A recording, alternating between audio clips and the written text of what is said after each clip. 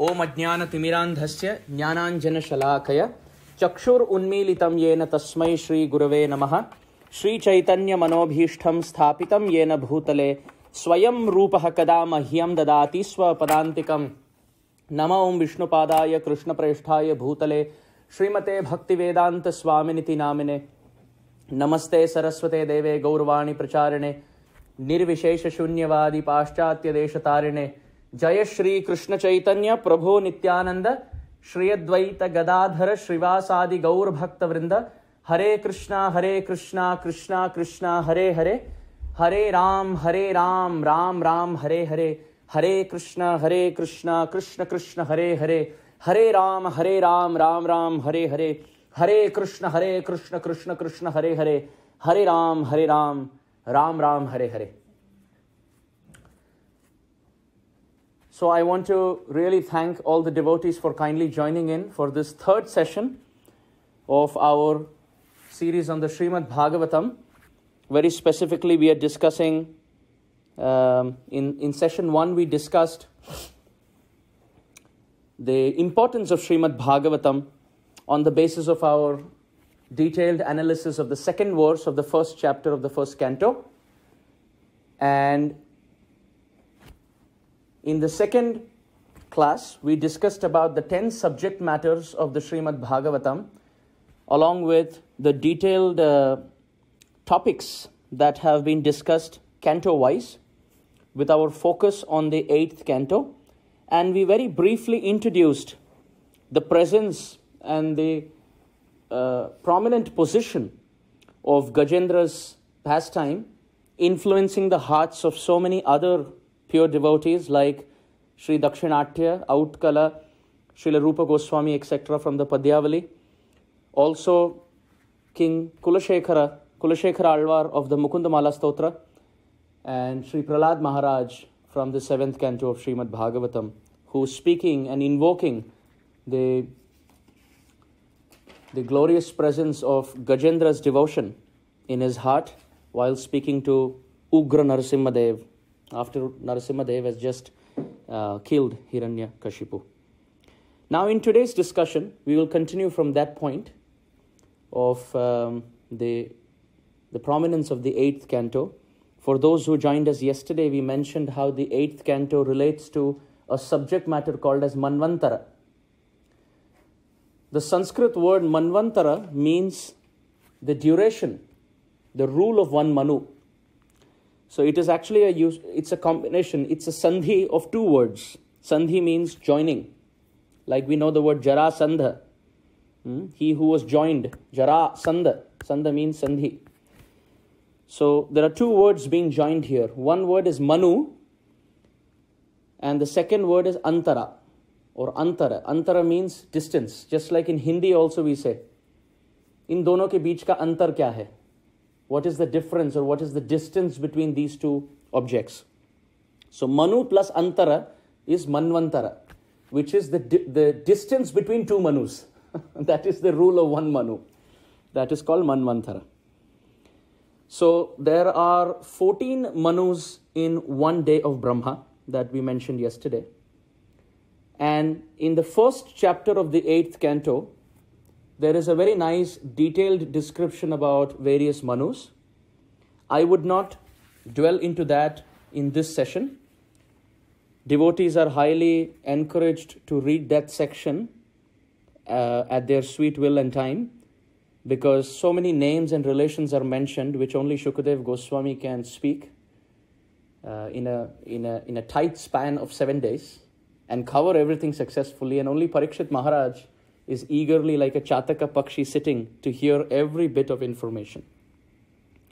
But just to give a bird's eye view of what has been discussed as far as the Manvantaras are concerned, the first Manvantara described is the rule of Swayambhuva Manu. Now, Shukadev Goswami very wonderfully describes every Manu, speaks about whose son that Manu appears as, speaks about other relations as far as the Manu's children, their wives and their children, etc. But the standout is he speaks about every Manu and speaks about the avatar of the Supreme Lord in that Manvantara. So in the first Manvantara, the rule or the reign of Swayambhuva Manu, the incarnations discussed are Varaha Avatar and Narasimha Avatar. So Varaha Avatar has been discussed in the 3rd canto by Shukadeva Goswami, and Narasimha Avatar has been discussed in the 7th canto. So that is how the 7th canto is also connected to the 8th canto. So building up to the different Manvantaras, in the rule of Swayambhuva Manu, who is the first Manu in the day of Brahma, the avatar of Narasimha has been described in the 7th canto. Now, Swayambhuva Manu, his daughters have been described and different relations have been described. The mention of Devahuti is prominent in this context. Ahuti and Devahuti are mentioned by Shukadeva Goswami. And Shukadeva Goswami says, from the womb of Devahuti, or let's say from the devotional inspiration and call of Devahuti, the incarnation that appeared was Kapila. And Kapila has instructed Devahuti, and we find that reference again in the 3rd canto. As far as Ahuti is concerned, Ahuti gives birth to a son called as Yajna. These are also incarnations of the Supreme Lord. So in Swayambhuva Manu's reign or rule, we see the incarnation of Varahadev, Narasimhadev, etc., along with the incarnation like Kapila Muni, the incarnation of Yajna, etc. So many times Krishna has been referred to as Yajna. We see when Putana, she attacks Krishna and Krishna successfully liberates her to a very befitting position of an eternal nurse. The gopis later run onto the body of Putana and they do what is called as the Swasti Vachan. They protect the body of Krishna by chanting the names of Krishna. So this is a very interesting point, that even Krishna gets protected by the chanting of his own holy names. What to speak of Jivas in Kali Yuga. So one of the names that the gopis invoke to protect Krishna's limbs and body is Yajna. So that is this incarnation. So just like Yajna, as the son of Ahuti in the reign of Swayambhuva Manu, protected Manu himself when he was in the forest and occupied the position of Indra and performed very beautiful, wonderful, responsible tasks.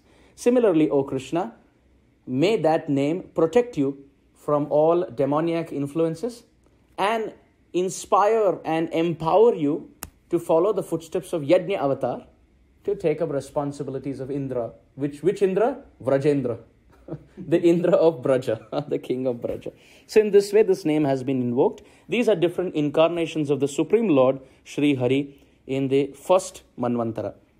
Then Shukadev Goswami speaks about the second Manvantara, which is the Swarochisha Manvantara, or Swarochisha Manu. That is the reign of Swarochisha Manu. Now, during this rule of Swarochisha Manu, the avatar that Shukadev Goswami describes of the Supreme Lord is Vibhu.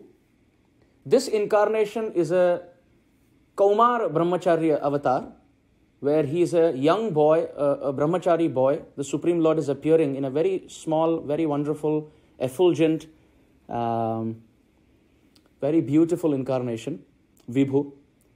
And Vibhu avatar, during this Manvantara, speaks very wonderful philosophy and inspires 88,000 sages on the path of spiritual practice. Shukadev Goswami describes. So it's interesting, somehow this number 88,000 seems to be a very spiritual number. Even at Naimisharanya, there were 88,000 sages performing yajna. Shaunakadi Rishi's congregation. Suta Goswami was speaking and Shaunaka was listening. So in the audience we had 88,000 members listening. So that seems to be a very commonly found number.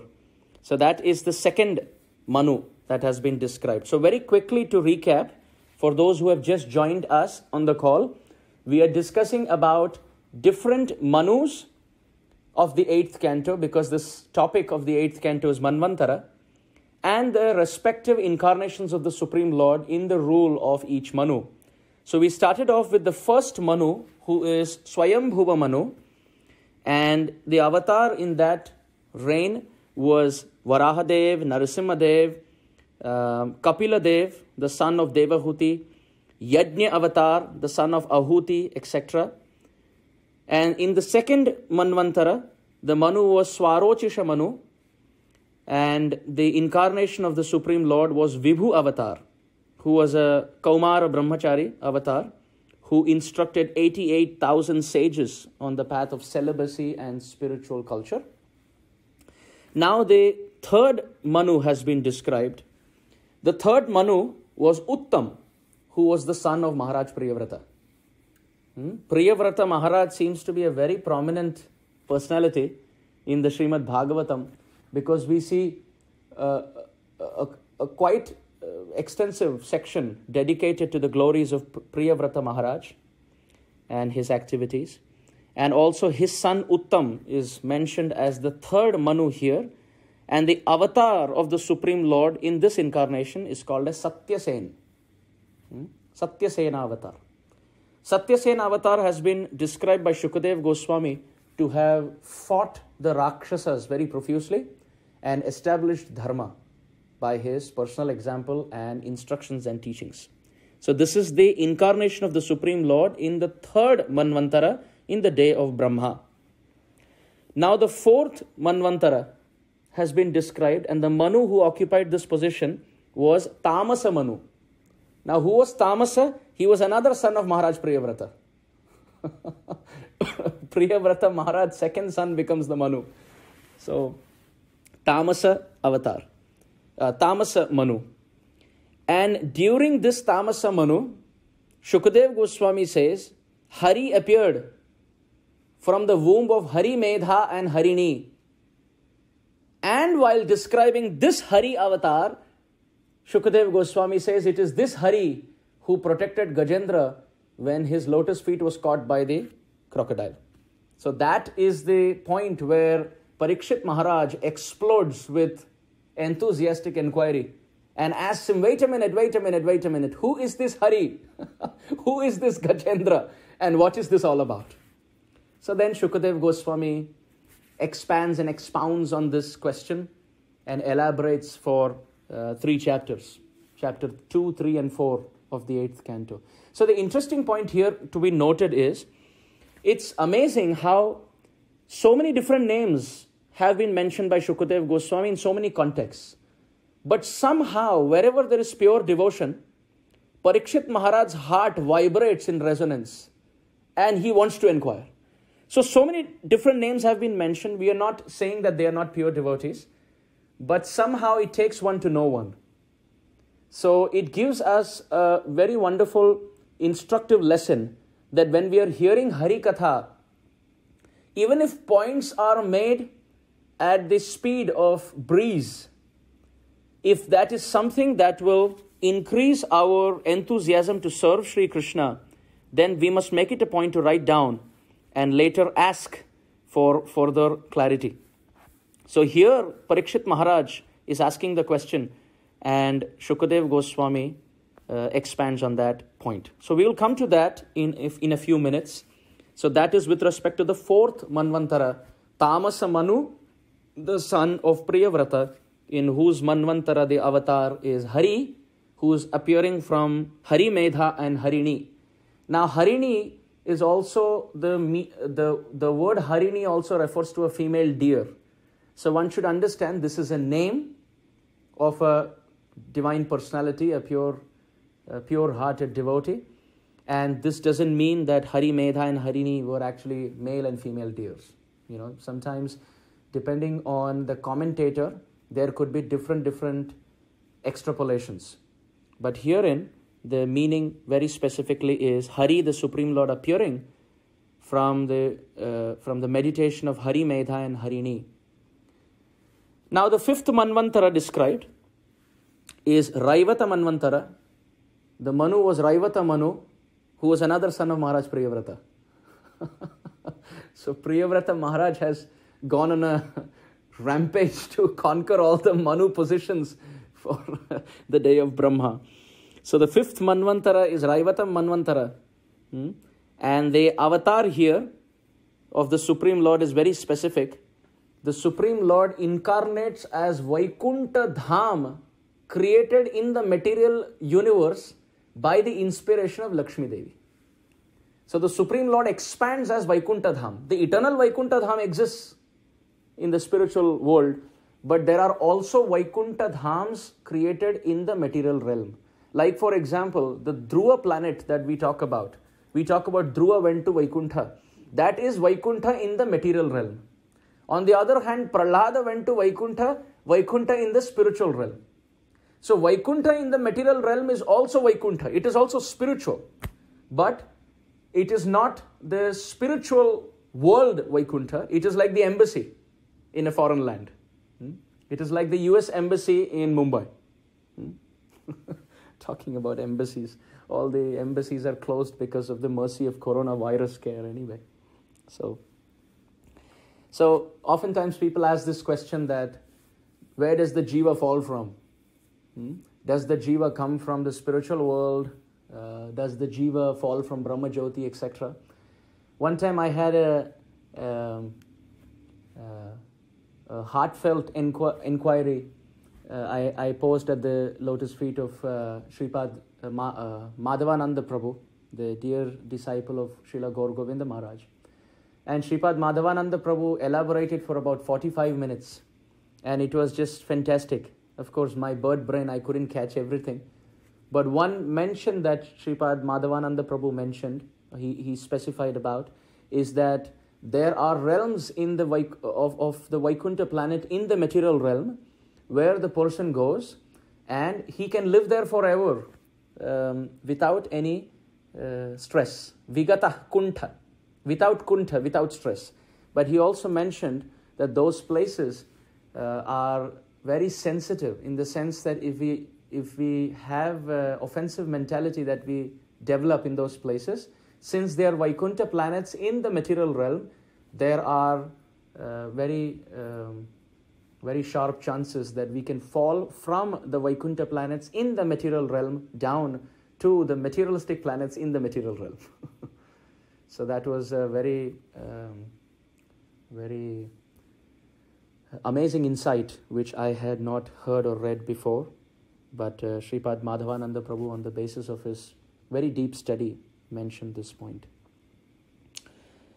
After that is the 6th Manvantara, the famous Chakshusha Manvantara.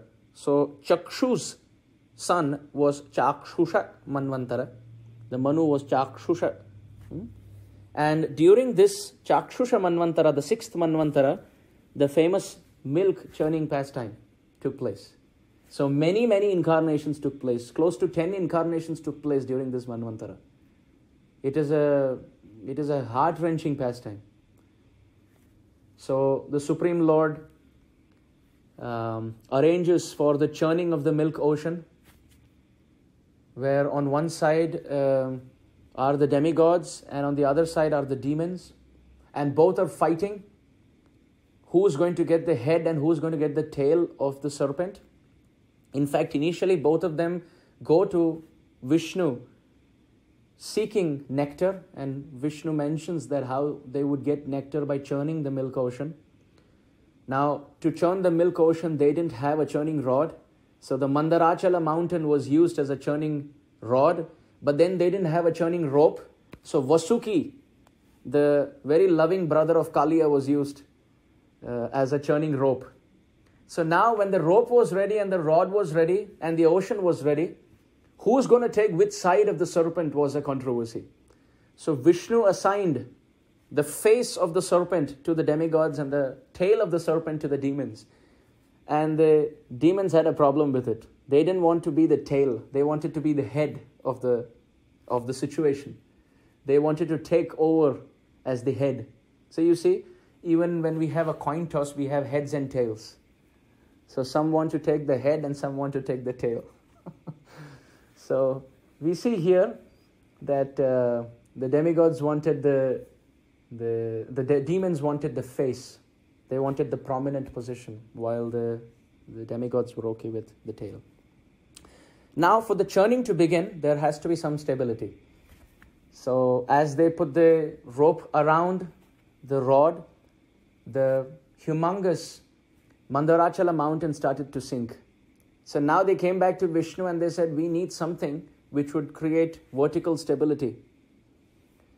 So now to create vertical stability, the Supreme Lord manifested his very beautiful Kurma avatar. So Kurma avatar came down as the base. And it's described his back was 1 crore yojanas wide. So 1 yojana is 8 miles. So 8 crore miles was the back of Kurmadev. Such a beautiful Kurmashila. He is the base of the milk ocean. And what was his Swantaha Sukha? What was his own inner source of happiness by becoming Kurma? Well, the Acharyas describe he had an itch on his back. So he wanted to use the Mandarachala mountain churning process just to relieve the itch on the back. So sometimes we see, even when we get an itch on the back, it gets to a place where both of our hands don't reach. And we have to ask someone else, can you help me scratch my back? And that's how the English saying goes, you scratch my back and I scratch yours. So you do something for me and I do something for you. So the point that we are not able to scratch our back originates from the point that the Supreme Lord wanted to scratch his back, and therefore he used the Mandarachala mountain to scratch his back. So now he appeared as Mandarachala, as Kurmadev. So there was vertical stability, but because of the wide back that he was possessing, the mountain was moving left and right. So they needed horizontal stability. So the Supreme Lord now incarnated as Ajita, and he took a 1,000-armed form to hold the peak of the mountain with all his arms, so that the mountain doesn't move left or right, doesn't move up or down. So the Lord is controlling everything. Now they started to churn, but both sides were so weak that the mountain wasn't moving. So they again came to Vishnu for help. So again he incarnates as strength, and he starts churning from the demigod side just to start the process. So churning is going on. The Supreme Lord is, actually this is a hint to the 10th canto. In the 10th canto, the Supreme Lord appears from one room to another room when the churning goes on. Mother Yashoda's churning goes on. The Supreme Lord gives up his sleep and incarnates. So that's what he's practicing in the 8th canto. That as the churning goes on, let me incarnate one after another, leaving my sleep. So all the cantos are actually pointing only towards the 10th canto. The different principles that are given in Canto 1, 2, 3, 4, 5, 6, 7, 8, 9, 11 and 12 are the checklist. Like taking passport, visa, ticket, etc. Packing our bags, check-in bags, carry-on bags, carrying our deities, taking enough dhotis, kurtas, etc. So the principles from all the cantos are this checklist. And the 10th canto is the destination. So to go there, we need a checklist, and the other cantos are providing that. So now once the churning process begins and they start to churn, by the friction of the churning, Vasuki starts spitting fire through his mouth. So where is the mouth? The mouth is with the demons, because they fought for it. They were given the tail initially. So the Supreme Lord always does things for our good, even if we are not able to calculate that. But then we fight with the Supreme Lord because we want things to go our way. And then we end up realizing, oh, Krishna's planning was actually better for me than the planning that I prayed for. So there is a saying that people end up praying, and thank God most of those prayers are not answered. Because more good is done by the will of the Lord than our own planning. So the demons fought for the face, and now what happened? By the face of Vasuki, by the friction of the churning, there was fire being spit out by the mouth of Vasuki. As a result of which now the temperature started to increase, so they complained to Vishnu, and Vishnu incarnated as the cloud to pour down rain shower continuously so that all that fire can be extinguished and things become very peaceful. Now they start to churn, and the first thing that comes out is poison. They run back to Vishnu to say, we need help. And Vishnu says, it's enough. Now I have helped you enough. But what to do? I still feel like helping you. So I will incarnate in a form which is me but not me.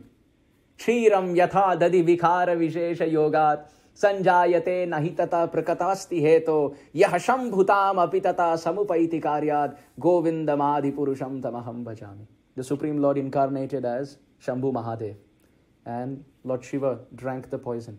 But it's interesting, when he drank the poison, he didn't drink the poison in, he held it in his throat. Because he's teaching us this principle, that if he accepts the poison inside, that is not good, because in his heart is Sri Ram. In the heart of Lord Shiva is Sri Ram. So he cannot take the poison down, because that will affect Sita and Ram in his heart. At the same time, he can't spit the poison out, because the devotees of Sita and Ram will get affected. So Lord Shiva says, if I have to either offend the Supreme Lord or offend the devotees, I would end up offending myself. But I will save both of them. So he keeps in his throat, Lila Katha. This is why he is glorious. So where one is ready to die by accepting that poison, but not cause any harm or distress to the Supreme Lord or his devotees. So after this, there are many more incarnations taken. Like we see, the Supreme Lord incarnates as Dhanvantari. He brings all the herbs out. He incarnates as Mohini Murti to distribute the nectar. So this sixth Manvantara, the Chakshusha Manvantara, has seen a Dashavatar in itself. In the Kurma avatar itself, there has been a Dashavatar. Then the seventh Manvantara has been described, which is the famous Vaivasvata Manvantara.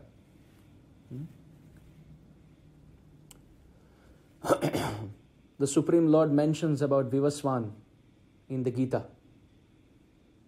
Proktavan aham avyayam. Vivaswan manave praha manu ikshvakam abhravit. The Supreme Lord describes.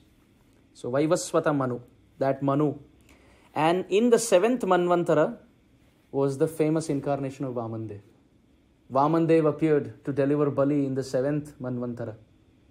So it is so beautiful that Shukadev Goswami in the 8th canto, the whole 8th canto, deals with Manvantara. This is what I was mentioning yesterday, that the subject matter of Manvantara has been very profusely described in the 8th canto. Different incarnations in the lives of different Manus. So just to quickly recap, we mentioned about the first Manu incarnation was Narasimha, Kapila, Yajna. Second Manu, we described Vibhu. Third Manu, we described Satyasen. Fourth Manu, we described Tamas, Hari. Fifth Manu, we described Vaikuntha Dham. Sixth Manvantara, we described so many incarnations in the churning process. And the seventh Manvantara, we mentioned the incarnation of Vamandev. Chalayasi.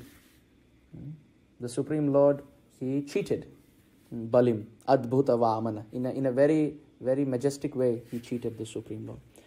So Jayadev Goswami, he describes that all these incarnations, they actually originate from Sri Krishna. Jayadev Goswami in his Dashavatar Stotra, as the introduction to the Gita Govinda, Jayadev Goswami sings, Vedan uddharate, jaganti vahate, bhugolam udbibrate, daityam dharayate, balim chalayate, kshatrakshayam kurvate, paulastyam jayate, halam halayate, karunyam atanvate, mlechan murchayate, dashakruti krute, krishnaya tubhyam namaha. Oftentimes, Krishna is considered to be an incarnation of Vishnu in the Dashavatar. But actually that is not so accurate, because Jayadev Goswami is an authority who has written 24 songs of Gita Govinda. He definitely knows who is Krishna. And everywhere he says Keshava Dhrita Meena Sharira. Keshava is the killer of Keshi, that is Krishna. So Keshava Dhrita, Krishna took the form of Meena, fish. Keshava Dhrita Kurma Sharira, he took the form of a tortoise. And Keshava Dhrita Sukara Rupa, he became Varahadev. Keshava Dhrita Narahari Rupa, he became Narasimhadev. And Keshava Dhrita Vamana Rupa, ityadi. But there is no mention of Keshava Dhrita Krishna Sharira, because it is Krishna himself. So it's Matsya, Kurma, Varaha, Narasimha, Vamana, Parshurama, Rama, Balarama, Buddha, Kalki. These are the 10 incarnations. So Balarama is the first Vaibhav Prakash incarnation of Sri Krishna. So Krishna is the origin. And Jayadev Goswami says, Vedan Uddharate. As Matsya Dev, he rescues the Vedas. Vedan Uddharate and Jaganti Vahate. As Kurma Dev, he lifts up Mandarachala on his back. And as Varahadev, Bhugolam Udbhibrate, he lifts up Mother Earth. And as Narasimhadev, Daityam Darayate, he destroys Hiranyakashipu.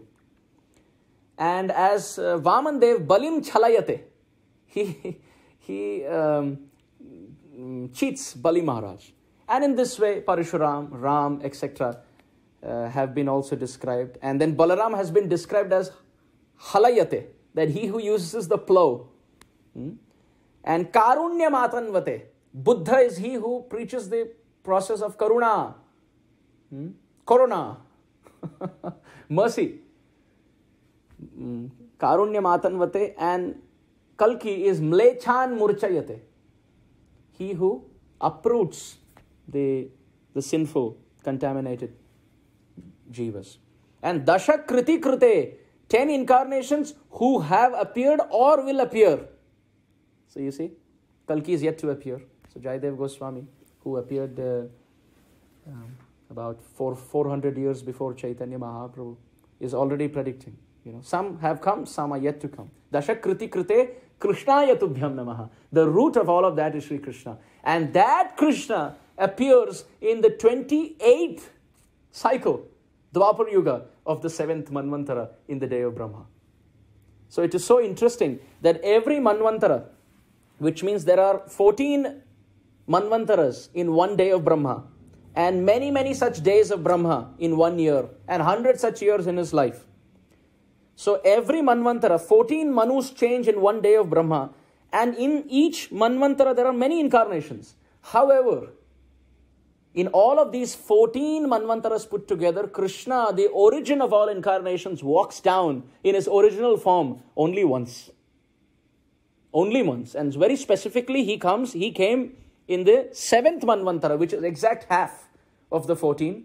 And as we know, every Manvantara, there are 71 cycles of Satya Yuga, Treta Yuga, Dwapar Yuga, Kali Yuga. This is one Chatur Yuga, 71 cycles. In the 28th cycle of these 71 cycles, and very specifically in the Dwapar Yuga, Krishna appeared. And in the Dwapar Yuga that Krishna appears, that subsequent Kali Yuga, Chaitanya Mahaprabhu appears. And that incarnation is even more special, because Krishna is appearing with Radharani in 2 forms in Dwapar Yuga. But those 2 have come together as Rasaraj Mahabhav. Rasaraj is Sri Krishna and Mahabhava Swarupini is Radharani. So Rasaraj and Mahabhav come separately in Dwapar Yuga of the 28th Chatur Yuga, of the 7th Manvantara in 1 day of Brahma. But that Kali Yuga, Rasaraj, Mahabhav, Milita Tanu, they come in one form. And that was only 500 years ago. What is that 500 years ago in comparison to the calculations that we are making? So we are so fortunate. In fact, if you talk about, if people in the next Manvantara talk about Chaitanya Mahaprabhu, they will probably include us as members of the Gaura Leela, because we are that close as far as time is concerned. We are looking at it under a microscope. That is why we feel, 500. But actually, if you see with respect to eternity, we are almost in Gaura Leela. What is 500 years with respect to, one Chatur Yuga or one Manvantara or 1 day of Brahma or 1 lifetime of Brahma or from Goloka? If you look down, we are almost like standing next to Chaitanya Mahaprabhu as far as time is concerned. So if we don't take up spiritual life now,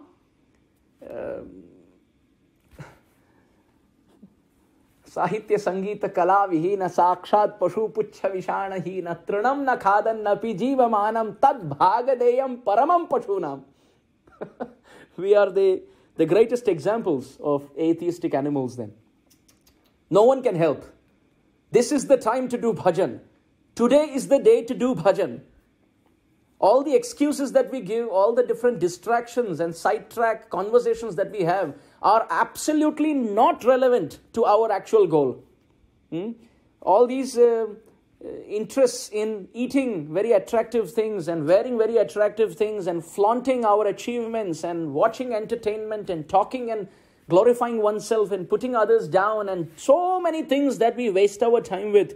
Absolutely, these are all, they are not worth our time in this human form. Being in Prabhupada's shelter, just in the span of 500 years, of the original incarnation, the root of everything, Radha and Krishna coming together as Shachinandan Gaurahari.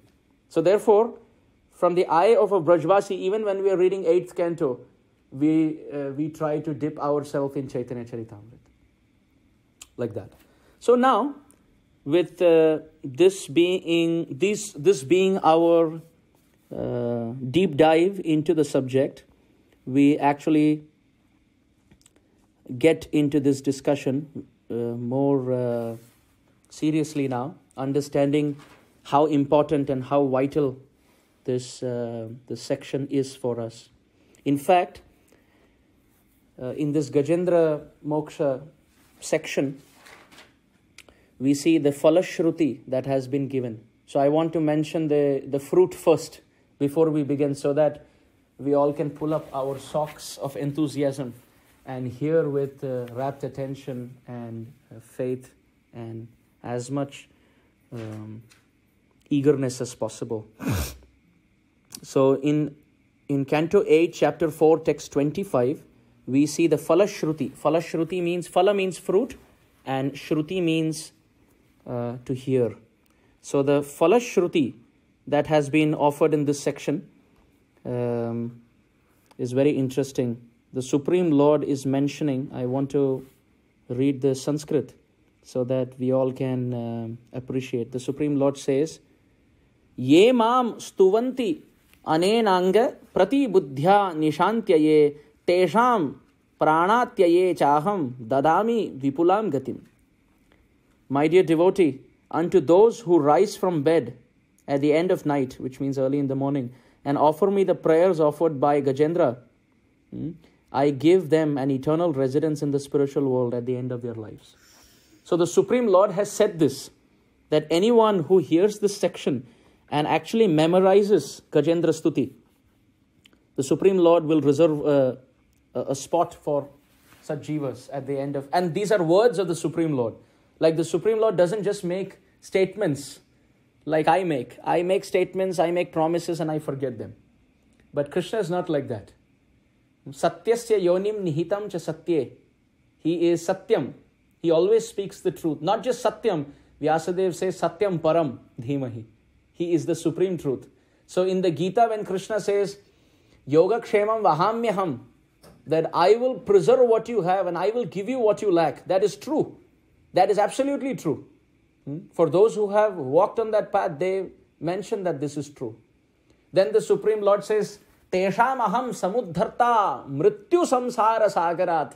Oh, those who give their mind to me, I will dip into the ocean of material existence with my hand, and I will pick devotees and deliver them. In the Gita, he has said. Krishna has said so many places that even if someone has accidental falls and mistakes, sadhureva samantavya, I consider that person to be a sadhu. And kshipram bhavati dharmatma shashvat shantim nigacchati kaunteya pratijanihi name bhakta pranashyati.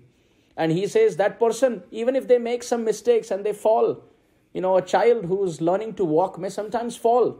But that doesn't mean the father criticizes. He just encourages and says, yes, you don't worry. I am there for you. I am standing next to you. So sometimes we may fall on our path of spiritual life. We may get distracted. Not on purpose. We have to be very, very careful. We have to be on high alert like soldiers and commanders in the army. But sometimes if we slip by the pushing of our past samskars, Krishna says, don't worry, I will protect you. And Kaunteya, oh Arjuna, please declare that my devotee never perishes. I will protect such a devotee. If someone bows down to me, aham tvam sarva papebhyo moksheshyami. Maashuche, why are you worrying? What are you worried about? You're worried about your karma. You're worried about your suffering from past lives. You're worried about all the pain that will come in your life. Why do you worry? Don't you have faith in me? Krishna is saying. You just give your mind to me. You give your throat to me. Chakravarti Pad, Vishwanath Chakravarti Thakur says in one commentary that devotees should start by at least giving their tongue in the service of Krishna. Then slowly but surely, Krishna is a thief. He enters through the tongue. And then the person realizes that he's giving more time. You see, we all start by chanting one round, and Krishna knows how to convert that 1 to 4, 4 to 8, 8 to 16. So time, we must then, from the tongue, time is engaged. Then as time is being engaged, Vishwanath Chakravarti Thakur says, the thief, Sri Krishna, starts stealing the mind. So the person cannot stop but think about Krishna. But however, that even Kamsa can do. But then Krishna, the thief, goes even deeper and he starts stealing the heart. So before we offer our heart, at least we should start offering with our tongue.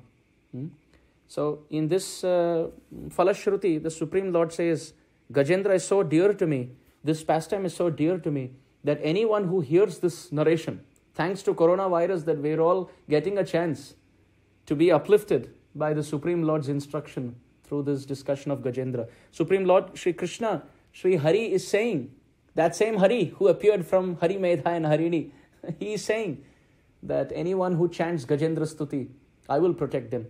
So because this has been mentioned today, I want to, with folded palms, request all the devotees that if you can, please try chanting Gajendra Moksha Stotram, Gajendra Moksha Stuti, which is found in Canto 8, Chapter 3, text 2 to 29. It's about 28 verses long.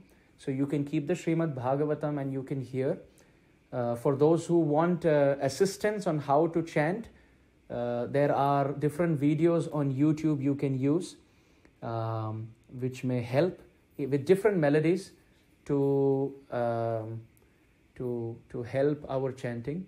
So in that way, when parents we chant, our kids can also learn to chant, and in that way get purified. So why wait till the point till the time we come to those prayers? We can start off right from today or from tomorrow, this vrat that every day I will chant Gajendra Stuti.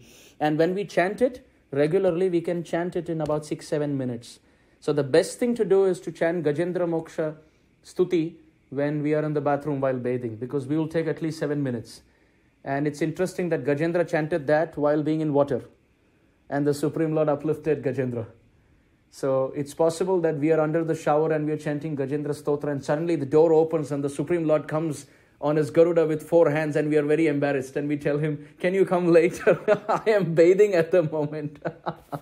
So anyway, the crocodile of your shower may be cut to pieces by the Sudarshan Chakra. So it's interesting. It's very relatable. And Gajendra offered the lotus while being in the pond. The Supreme Lord is very, very merciful. Narayana Bhattadri, in the Narayaniam, he describes that the Supreme Lord, Sri Narayana, he has Sashanka Chakram Sakirita Kundalam. The Vishnu Sahasranam describes that the Supreme Lord has 4 astras. He has Shankha Chakra Gada Padma. Sa Shankha Chakram Sa Kirita Kundalam Sapita Vastram Sarasi Ruhekshanam Sahara Vakshas Thalashobhi Kaustubham Namami Vishnum Shirasa Chaturbhujam. He has Chaturbhuja and he has Shankha Chakra Gada Padma. How beautifully this has been described. Sa Shankha Chakram. He has Shankha and Chakra. And Sa Kirita Kundalam. He has very wonderful ornaments on his body and he has earrings. And Sa Pita Vastram. He has yellow dhoti. And Sarasi Ruhekshanam. He has lotus petal-like eyes. And Sahara Vakshas Thalashobhi Kaustubam. He has a Kaustuba Mani on his chest, who incarnates as King Kulashekara to write the Mukundamala Stotra. You see the Alvars of South India, the saints of Tamil Nadu who have appeared, the Alvars who have appeared to give their heart-wrenching compositions glorifying Ranganatha Swami, the Supreme Lord, Sri Vishnu. They are all incarnations of the different ornaments and different attributes of the Lord's personality. So Mukundamala Stotra has been written by King Kulashekara, who is the incarnation of the Kaustuba Mani. So Sahara Vakshas Thalashobhi Kaustubam Namami Vishnum Shirasa Chaturbhujam. With my head I bow down to that Vishnu who has the 4 hands. In fact, in the Mukundamala Stotra, I'm slipping little off way, but I'm just speaking my heart, so please forgive me.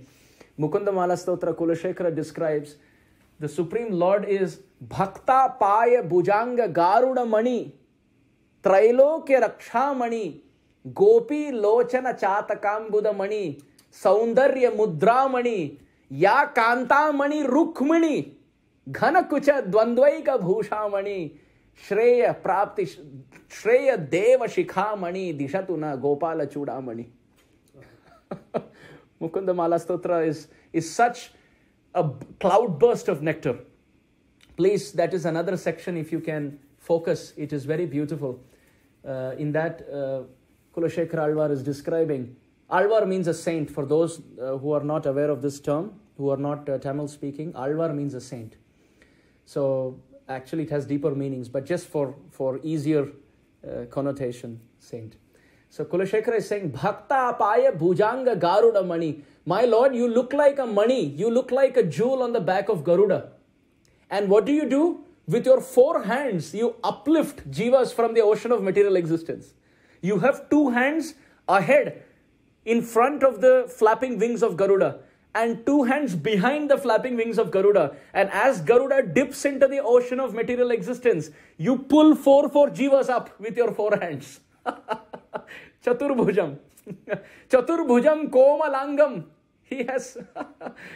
So anyway, Kulashekara says, Bhakta paya bhujanga garuda mani. My Lord Sri Hari, you are a mani. You are a diamond on the back of Garuda. And Trailokya raksha mani. You are that diamond who protects the 3 creations. But at the same time in Vrindavan, Gopi lochana chataka ambuda mani. You are the ambuda, you are the rain cloud.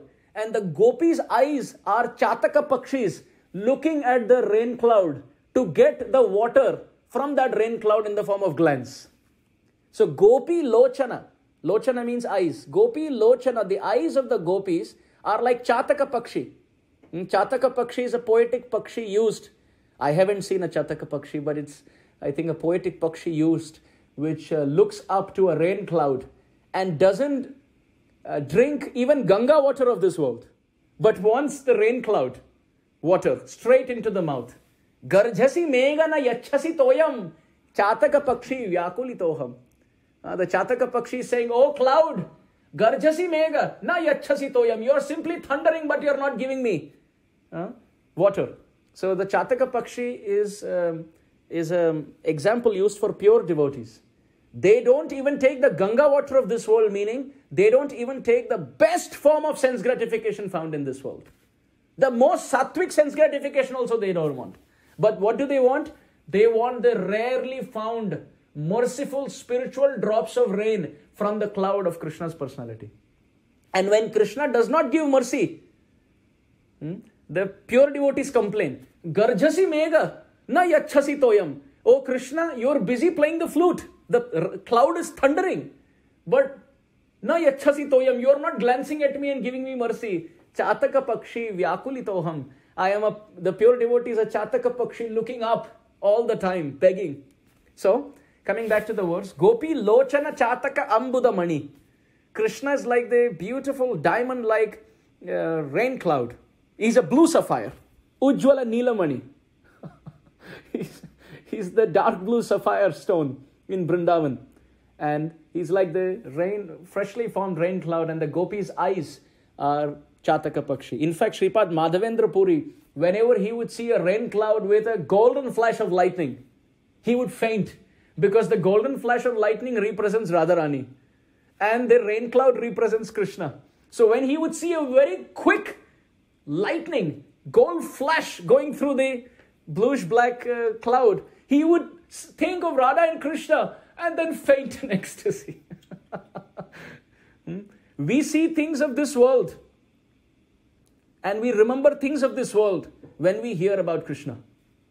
When we hear about Krishna's baby pastimes, the mothers remember their own babies. But pure devotees, when they see their own babies crawling, they remember Krishna's pastimes. This is the difference between a conditioned soul and a liberated soul. A conditioned soul sees pastimes, hears pastimes of Krishna from the Shastra and remembers things of this world. And a liberated soul sees things of this world and remembers Sri Hari spontaneously. All the time. Chaitanya Mahaprabhu saw Chataka Parvat and was jumping in ecstasy, remembering Hantaya Madrira Bala Haridasa Varyo, remembering Govardhan. So in this verse, Gopi Lochana Chatakambudha Mani, Saundarya Mudra Mani. Oh my Lord, you have Saundarya Mudra. You have very nice mudra. You have very nice movements of your hands. Ya Kanta Mani, Rukmani. My Lord, Rukmini is your Kantamani. She is the jewel of all your consorts. Ghana Kucha Dvandvaika Bhushamani. You're actually the money, the diamond on her heart, in her chest. In her heart. You are shining. You are the money in the heart of Kantamani, whose name is Rukmani.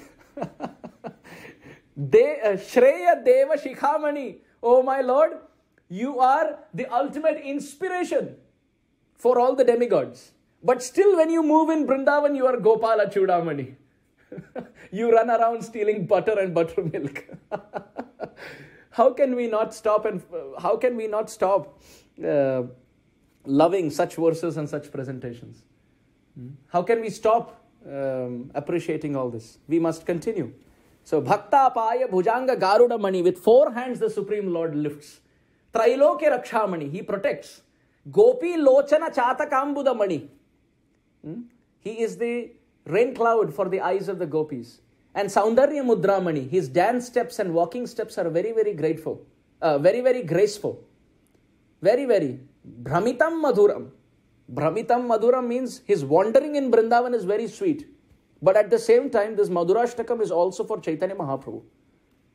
So Brahma, Brahmita, not just means wandering. Brahmita also means to be bewildered.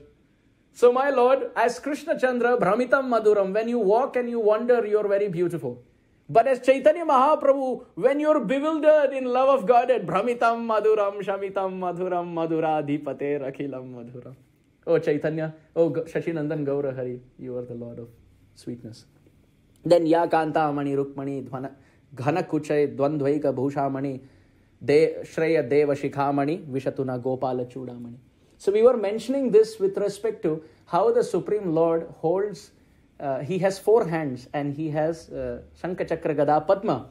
And I was trying to relate to what Narayana Bhattadri in the Narayaniya mentions. He mentions that Shankha Chakra Gada, these 3 are astras for fighting. But Padma, lotus, is not an astra for fighting. So he mentions that Vishnu traditionally didn't have it. He had Shankha Chakra Gada, and with the 4th hand he was blessing the devotee. His hand was like Radharani has in most temples. She is blessing with her right hand. She is blessing her devotees.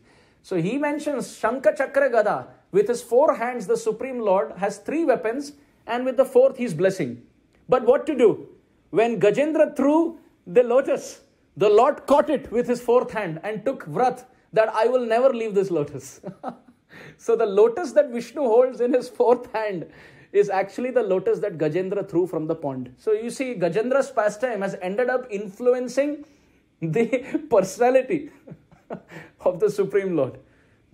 So it's interesting how Gajendra chanted Gajendra Stuti while being in water, and being in water when the Supreme Lord arrived. He caused the Supreme Lord to arrive on the basis of his offering of love, the offering of lotus. So it's interesting, when we are in water, we should do these 2 things. We should offer Gajendra Stuti to our tongue, and the lotus there is absorption. Because at that time what is happening is, we are actually very honestly, we are wasting water. We are really wasting water. Because traditionally, people were bathing, they would go in the river and they would bathe. There is no loss of water. They would bathe in open area. And for those who don't bathe there, they would have bucket baths. So they would have a fixed amount of water that they would use for bathing. But here we just stand under the shower. Gallons and gallons of water are being wasted. So we have to pay a price. Because what are we wasting that water for? What keeps us so special that we can waste all that water? We feel we are entitled for everything. That is a concept that is not very devotional. So to be free from offenses of wastage of water, and also traditionally it is described that it is an offense to bathe in the water, dressed by the 10 directions, which means to be naked and to bathe. Traditionally, it is described that one should cover one's private parts and bathe, because water originates from Varun Dev, and it is an offense to Varun Dev when someone enters enters in that water naked. Also, from a Vrajvasi perspective, the water represents Yamuna Rani. Sripad Mukunda Datta Prabhu, who is Prabhupada's disciple in Vrindavan, he was sharing a very beautiful insight that His Grace Adi Gadadhar Prabhu shared with me, that Mukunda Datta Prabhu says that whenever we bathe under the shower, from a heart of a Brajvasi, we should think that we are having Yamuna Snan, and no one enters Yamuna naked. So that is also an offense. But we are what to do?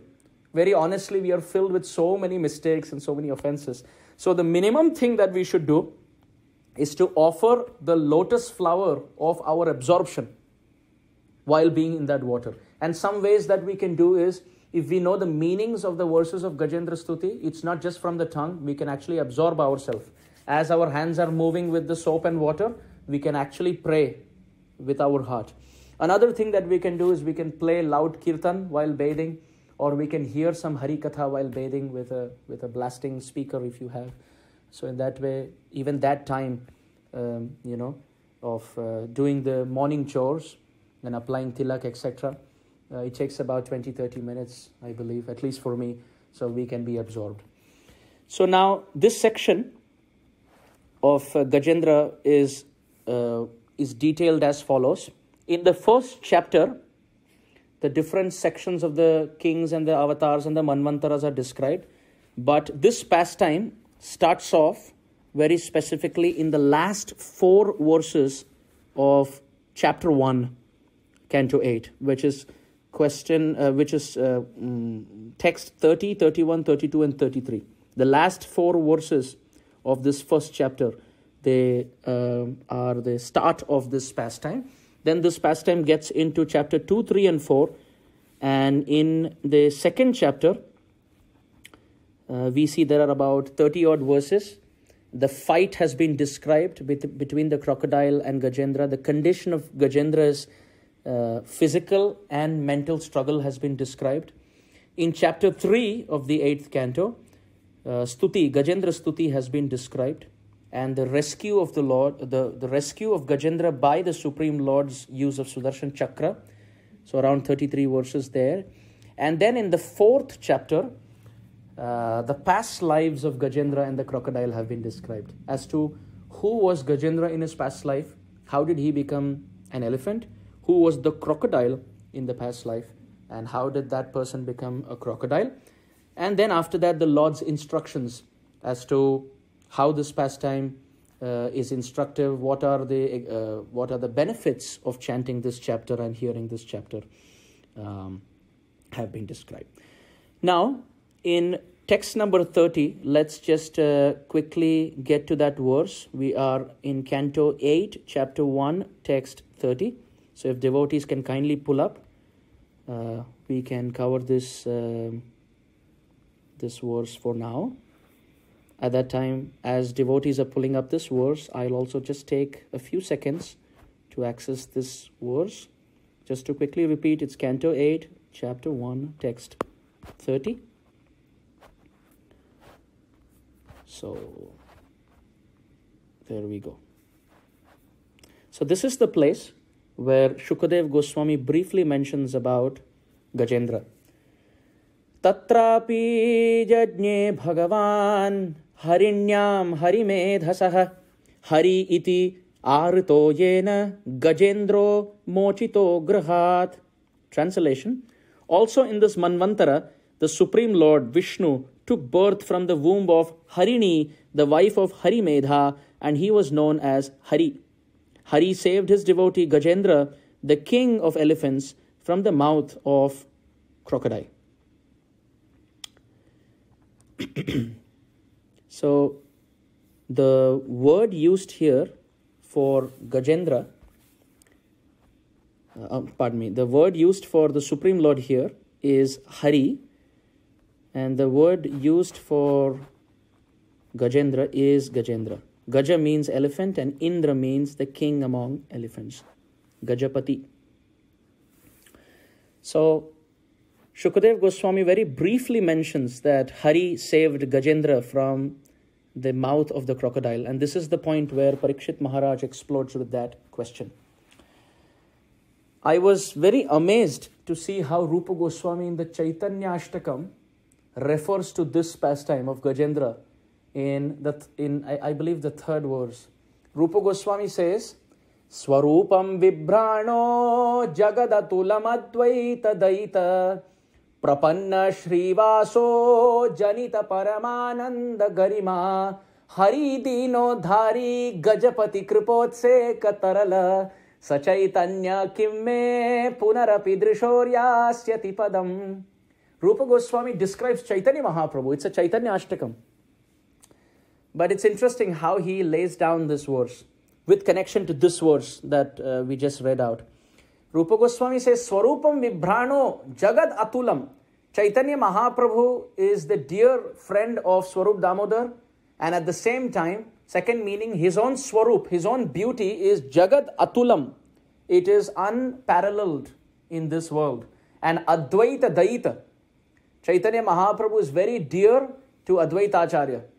The word Daita has two meanings. One is Daya, and the other meaning is Data Atmanam, to give oneself to. So both are included here. Chaitanya Mahaprabhu showered his Daya on Advaita Acharya, and Data Atmanam, he gave himself to Advaita Acharya. Advaita Daita and Prapanna Shrivaso. Today is Srivas Pandit's appearance. So Prapanna Shrivaso. Chaitanya Mahaprabhu is he to whom Srivas surrendered, or another meaning, Chaitanya Mahaprabhu is he who surrendered to the loving call of Srivas. Prapanna Shrivaso Janita Paramananda Garima. And he has Garima, he has respect for Paramananda Puri. Paramananda Puri is the incarnation of Uddhava. So Mahaprabhu has lot of Garima, lot of respect for Paramananda Puri. So Swarup Damodar has been described, Advaita has been described, Srivas has been described, Paramananda Puri has been described. Now in the third line, it is a very beautiful play. Because it's the third line, there are three meanings that Rupa Goswami uses for that line. First meaning, Hari Dina Uddhari Gajapati Kripa Utseka Tarala. Hari, that is Chaitanya Mahaprabhu, Gaura Hari, Dinodhari, who is the uplifter of the fallen. Gajapati. Here Gajapati refers to Maharaj Prataparudra. The king of Jagannath Puri. Gajapati. The king of Jagannath Puri is called Gajapati because traditionally the king of Puri heads a lot of elephants on behalf of Jagannath. So he's called Gajapati. So Chaitanya Mahaprabhu Hari, Gaura Hari is Dina Uddhari. He is the uplifter of the fallen. Why Dina? Because Mahaprabhu had very strict standards. He would not meet with anyone who had a lot of opulence or who had a lot of prominent social positions. And Maharaj Prataparudra humbled himself so much and he menially served Chaitanya Mahaprabhu. And Mahaprabhu, what did he do? Hari, Gaura Hari, Dina Uddhari, the uplifter of the fallen, Gajapati, Kripa Utseka Tarala. The waves of his mercy went and touched Maharaj Prataparudra in the form of an embrace. Sa Chaitanya Kim me Punar Api Drishor Yasyati Padam. Rupa Goswami, he had only about 10 months of association in total with Chaitanya Mahaprabhu. A few days at Ramakeli when Gauranga Mahaprabhu came, then a few days at Dashashwamedha Ghat, and then about 10 months in Puri. So all inclusive, let's say a year. In comparison to others who had so much time, Raghunath Das Goswami spent 16 years with Chaitanya Mahaprabhu. And Rupa Goswami spent only less than a year. So Rupa Goswami is saying, after Chaitanya Mahaprabhu leaves this world, Rupa Goswami says, Sir Chaitanya Kim me punar api drishor yasyati padam. Oh when will my eyes again see Sri Chaitanya Mahaprabhu walk on the pathway of my life and embrace me? When will that happen? So this is one meaning of that Chaitanya Ashtakam. Second meaning of that third line, Hari Dinodhari. Hari refers to this incarnation of Manvantara, where the incarnation of the Supreme Lord in the 8th canto is Hari. And Dinodhari Gajapati Kripotseka Tarala. Oh, Chaitanya Mahaprabhu is the same Hari. You see, in the 8th canto, Hari Dinodhari. He uplifted someone who was in pain. Who? Gajapati. The Gajapati here is Gajendra, the king of elephants. Gajendra. And when Gajendra called out in Dina Bhav, the Supreme Lord Hari, Dina Uddhari, who is the uplifter of the distressed, Gajapati Kripotsei Katarala. By shooting this Sudarshan Chakra, the waves of his mercy embraced Gajendra. That same Lord has appeared as Chaitanya Mahaprabhu. Oh, but when will he shower the Sudarshan Chakra and sever the crocodile of separation and accept the Gajendra-like call of this Rupa Goswami? That is the second meaning. Now there is a third meaning. There is a Virod Abhas Alankar used in Sanskrit. Virod Abhas Alankar means opposite ideas are put together for better heightening of better poetic effect. Hari means a lion and Gajapati means elephant. So elephant is all elephant and lion. Lion never looks at the elephant and thinks, oh, let me embrace, let me shower my mercy. He tries to attack to the best that he can. 5, 6 elephants, lions may come and they can pull down an elephant. So the lion may think of attacking. He never thinks of embracing. But when Mahaprabhu appears as Gaura Simha and the elephant is Gajapati Maharaj Prataparudra, he doesn't think of devouring him. There is an opposite idea here. Hari is lion and Gajapati is elephant. And they are opposites. They will not think of embracing each other. But however, in Kali Yuga, everything becomes opposite when Gauranga appears. Even elephants and deer embrace each other. So naturally, the lion of Gaura is not thinking of pulling down the king of elephants of Maharaj Prataparudra, but to show mercy he is embracing. So one meaning Hari means Gaura Hari and Gajapati means Maharaj Prataparudra. But Hari also means a lion. So there it is Chaitanya Mahaprabhu as Gaura Simha. And Gajapati is Maharaj Prataparudra. So although the lion always thinks of pulling down an elephant, here Kripa Utsaika Tarala. Gauranga Mahaprabhu has turned the tables around. Even lions are embracing elephants when Gauranga is appearing. So if I am fallen, so then the tables should turn, that I also should have some hope. And in this mood, Rupa Goswami is saying. So I was inspired to quote that because here that same word has been used. Hari iti arhito yena Gajendro mochito grahat. Hari and Gajendra words have been used. So probably Rupa Goswami was inspired by this pastime to use it in his Chaitanya Ashtakam. Now in the next verse we see that Maharaj Parikshit explodes off on his question, asking Shukadev Goswami for elaboration.